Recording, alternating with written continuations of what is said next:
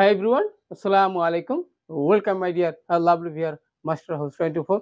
I am Mohammad Mukhtar Hussain, English is Mohammad Academy. সবাইকে স্বাগতম, শুভেচ্ছা এবং অনেক অনেক ভালোবাসা জানাই। তোমরা যারা 6 থেকে 12 ক্লাসে রয়েছো, এসএসসি এবং এইচএসসি ফাইনাল পরীক্ষা দিবা, সবারই এমন একটি গুরুত্বপূর্ণ টপিকস রয়েছে যে বিষয়টি তোমাদের অবশ্যই জানতে হবে।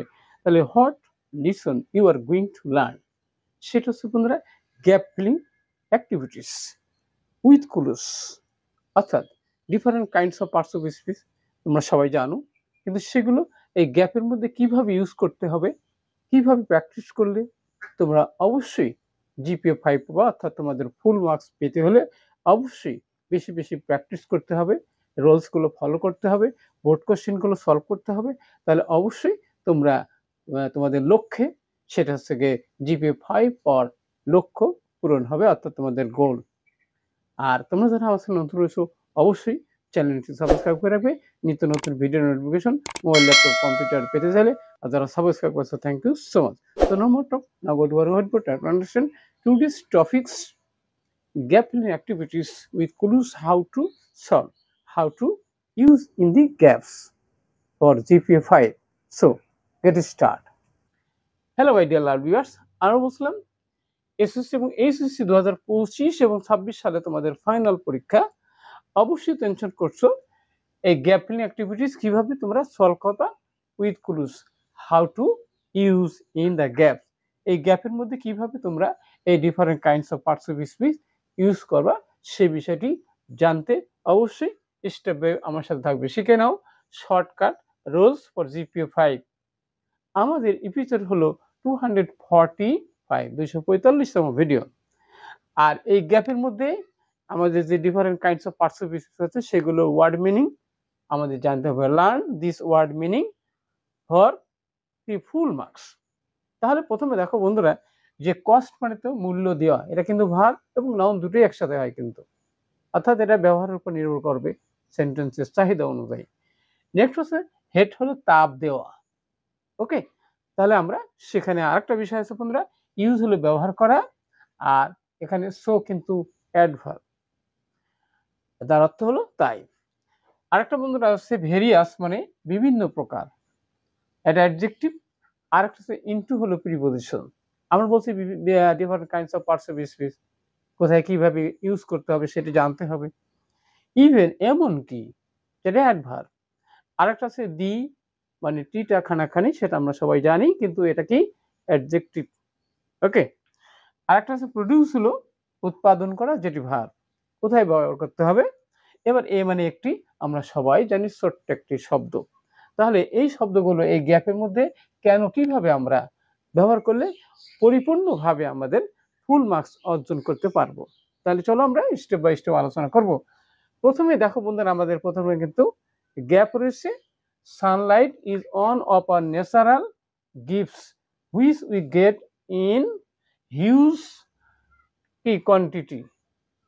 ওকে, তাহলে এখানে সানলাইট মানে সূর্যের আলো, নির্দিষ্ট করে বোঝালে কি হয়, তাহলে আমরা জানি তখন আমাদের দি বসে, তাহলে আমরা দিয়ে দিলাম।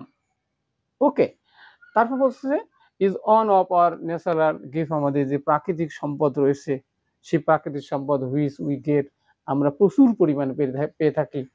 ওকে, আর সেগুলো আমাদের কি টাকা দিয়ে কিনতে হয়, তাহলে উইদাউট এনি কি কস্ট, কোনো মূল্য দিতে হয় না। তাহলে সিও এসটি কস্ট, কোনো মূল্য দিতে হয় কি, তাহলে এবারে কি কস্ট। তাহলে উইদাউট কস্ট, এখানে এনির পরে কিন্তু নাউন বসে, তাহলে এখানে কস্টটা কিন্তু নাউন হিসেবে বলছে। ওকে, ভার্ব হিসেবে নয়। ইফ উই ক্যান কনভার্ট, মানে রূপান্তর করা, পরিণত করা। এখানে আছে ইট, মানে এই যে সূর্যের আলোকে যদি আমরা কি করি শক্তিতে, তাহলে ইনটু মানে রূপান্তর, তাহলে কি ইনটু, কনভার্ট ইনটু এনার্জি, শক্তিতে যে রূপান্তর করতে পারি, তাহলে কি হবে উই ক্যান ইউজ ইট, এটা আমরা ব্যবহার করতে পারি। ফর আওয়ার, কি আছে ভেরিয়াস, তাহলে ভেরিয়াস মানে বিভিন্ন উদ্দেশ্যে, ভেরি আস মানে কি বিভিন্ন উদ্দেশ্যে আমরা ব্যবহার করি, যেমন লাইক পাম্পিং ওয়াটার, পানি সেচের কাজ। ওকে, আরো কি হচ্ছে বন্ধুরা, এখানে কি যে আমাদের ঘর এবং অফিস কি করার জন্য, তাহলে hating, hating, H E A H H E A T I N G, head থেকে হেটিং হলো কেন? তার মানে আমরা জানি বন্ধুরা এখানে কি তাপ দেওয়া, ক্রিয়া বোঝাইছে, তাপ দেওয়া, আমাদের ঘর বাড়ি অফিস।